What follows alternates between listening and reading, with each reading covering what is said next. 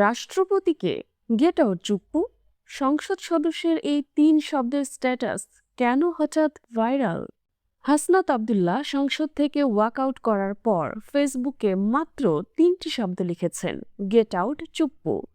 এই স্ট্যাটাসটি মুহূর্তেই সামাজিক যোগাযোগ মাধ্যমে ভাইরাল হয়ে যায়।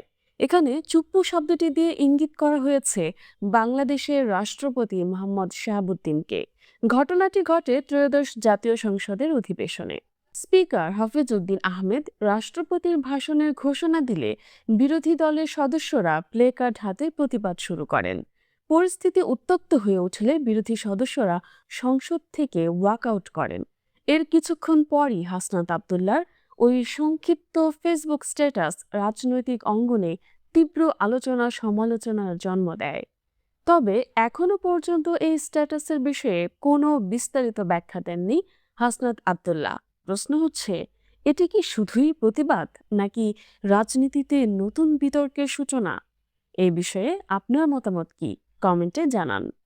আর এমন গুরুত্বপূর্ণ খবর সবার আগে জানতে চ্যানেলটি সাবস্ক্রাইব করে পাশে থাকা বেল আইকনটি অন করে রাখুন।